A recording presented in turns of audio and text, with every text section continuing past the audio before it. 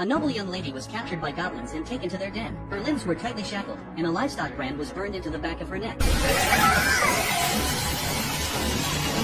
Within just 3 years, the goblin population had increased tenfold, and all of this was the result of her own arrogance. After killing a few goblins, she had become overly confident. With high spirits, she led a team to hunt down the goblin army. They set up an ambush at the entrance of the goblin cave, planning to cut off their food supply. The goblins, unable to bear hunger, would have to go out to forage. It was the perfect time to strike. At first, the plan went smoothly, but soon, fewer and fewer goblins ventured out to hunt. The team's food was running low, and someone suggested they go down to the village at the foot of the mountain to restock. But as the leader, the young lady felt that such an act would be beneath her dignity. So, they ended up staying there for 3 more days, but not a single goblin appeared. With their supplies completely depleted, the team's frustration grew. It was all due to the leader's poor decision-making. In the end, they unanimously decided she should go down the mountain to buy supplies. Reluctantly, she set aside her pride and went down. The shopping trip went smoothly, but when she returned, it was already dark. She decided to rest for the night, but in the middle of her sleep, something suddenly fell from above. Looking closely, she realized it was an elf's ear. Terrified, she immediately woke up, only to see a group of goblins surrounding her. One of them was even carrying her teammate. The elf who had been with them earlier had been captured and turned into a breeding tool.